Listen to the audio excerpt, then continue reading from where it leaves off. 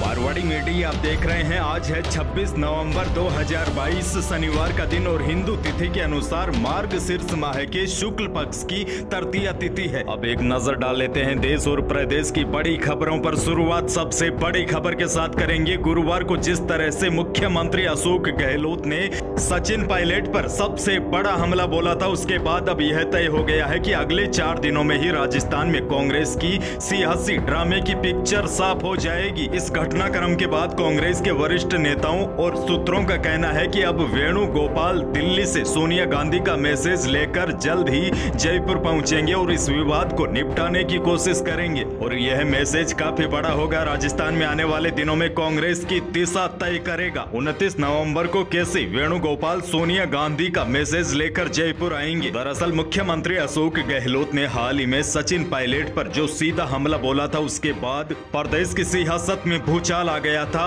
और अब आने वाले दिनों में राजस्थान के सियासी ड्रामे के निर्णायक मोड़ पर आने की संभावना है। राहुल गांधी की भारत जोड़ो यात्रा के राजस्थान से गुजर जाने के बाद पार्टी कई बड़े फैसले ले सकती है। दूसरी बड़ी खबर, प्रधानमंत्री किसान सम्मान निधि योजना की अब तक 12 किस्तें जारी हो चुकी है। इस योजना में लाभार्थी किसानों को साल में 3 बार 2000 रुपए की किस्त मिलती है। हर 4 महीने में यह किस्त जारी होती है। लेकिन बड़ी अपडेट ये है, पीएम किसान योजना में पैसे उठा चुके कुछ लाभार्थियों को अब बड़ा झटका लगा है। किस्त पाने के बाद कुछ लाभार्थियों को सरकार ने पात्र करार दिया है और इन लाभार्थियों को पीएम किसान से अब तक मिला सारा पैसा सरकार को वापस लौटाना होगा। यह लाभार्थी या तो करदाता है या फिर किसी दूसरे के कारण अपात्र साबित हुए हैं। यानी कि सरकार ने अब कई किसानों के नाम योजना से काट दिए हैं क्योंकि वह इस योजना का लाभ उठाने के लिए अयोग्य पाए गए हैं। यानी कि कई ऐसे लोग थे जो फर्जी किसान बनकर यह राशि उठा रहे थे, जिनमें कई सरकारी कर्मचारी थे, कोई आयकर दाता थे। यानी कि अच्छा खासा रुपया कमाने वाले भी इस योजना का फर्जी तरीके से लाभ ले रहे थे। ऐसे में सरकार का कहना है कि इस तरह के किसानों को तुरंत किस्त के पैसे वापस कर देने चाहिए। पैसा वापस नहीं करने की स्थिति में सरकार इस तरह के किसानों पर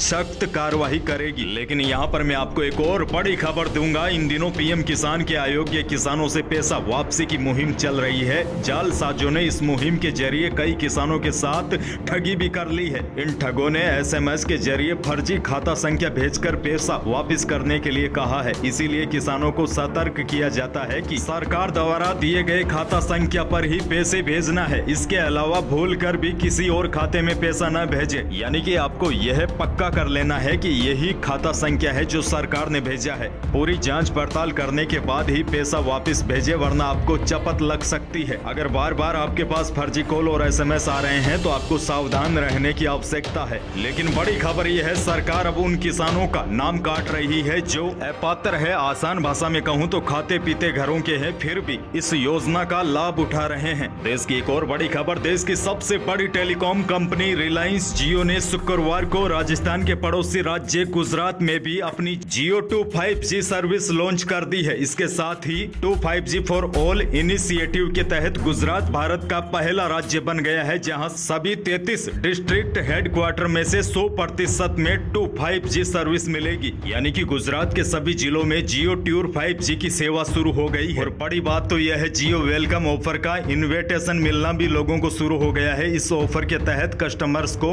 अनलिमिटेड 5G डेटा और 1 Gbps तक की स्पीड मिलेगी। इसके लिए कोई भी कीमत नहीं चुकानी होगी। 5G की एक विशेषता आपको बताऊं तो जो फिलहाल आपके हाथ में मोबाइल है, इसमें 4G इंटरनेट होगा और 5G में 4G की तुलना से 100 गुना अधिक स्पीड से इंटरनेट चलेगा।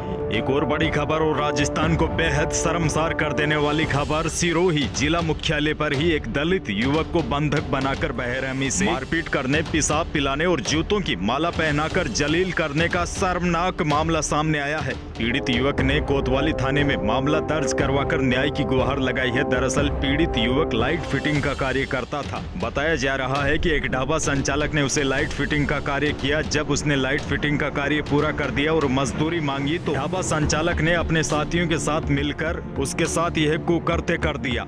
अब पीड़ित परिवार ने आरोपियों के खिलाफ थाने में केस दर्ज करवाया है और न्याय की गुहार लगा रहे हैं। मौसम को लेकर भी बड़ी खबर आ चुकी है। राजस्थान में अब सर्दी रिकॉर्ड तोड़ने लगी है। रात का पारा लगातार गिरता जा रहा है। खेतों में अब ओस की बूंदे बर्फ बनने लगी है। साथ ही में कई शहरों में कोहरा भी छाने लगा है।